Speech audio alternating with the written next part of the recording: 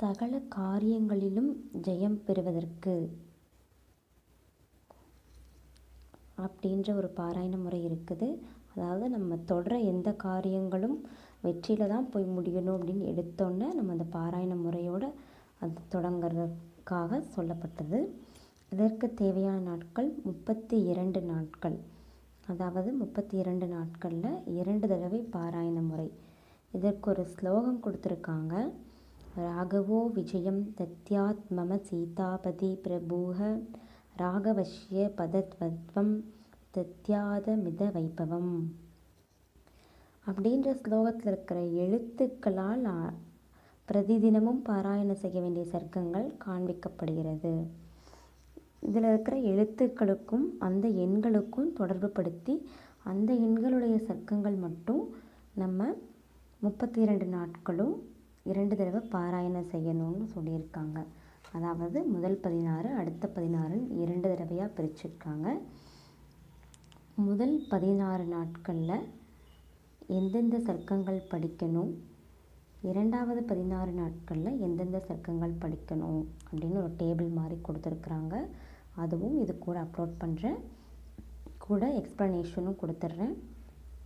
முதல் 16 நாட்களில் முதல் நாள் சர்க்கம் 2, இரண்டாவது நாள் சர்க்கம் 4, மூன்றாவது நாள் சர்க்கம் 4, நான்காவது நாள் சர்க்கம் 4, ஐந்தாவது நாள் சர்க்கம் 8, ஆறாவது நாள் சர்க்கம் 1, ஏழாவது நாள் சர்க்கம் 8, எட்டாவது நாள் சர்க்கம் 1, ஒன்பதாவது நாள் 10வது நாளும் சர்க்கம் 5, 11வது நாள் சர்க்கம் 7, 12வது நாள் சர்க்கம் 6, 13வது நாள் சர்க்கம் 1, 14வது நாள் சர்க்கம் 6, 15வது நாள் சர்க்கம் 2, 16வது நாள் சர்க்கம் 4.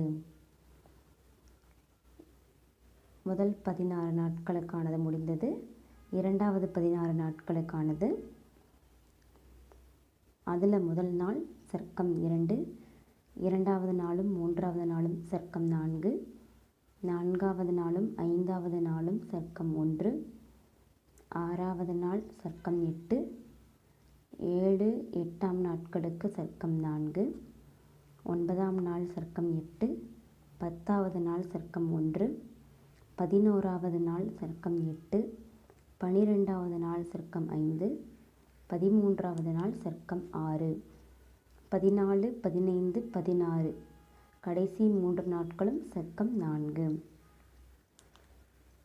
இந்த ஆர்டரில் அந்த மென்ஷன் பண்ணியிருக்கிற சர்க்கத்தை மட்டும் பாராயணம் செஞ்சுட்டு வந்தோம் அப்படின்னா 32 நாட்கள் 2 தடவை பாராயணம் செஞ்சுட்டு வந்தோம் அப்படின்னா நம்ம சகல காரியங்களிலும் ஜெயம் பெற முடியும் அப்படின்றது ஐதீகம். தேங்க்யூ.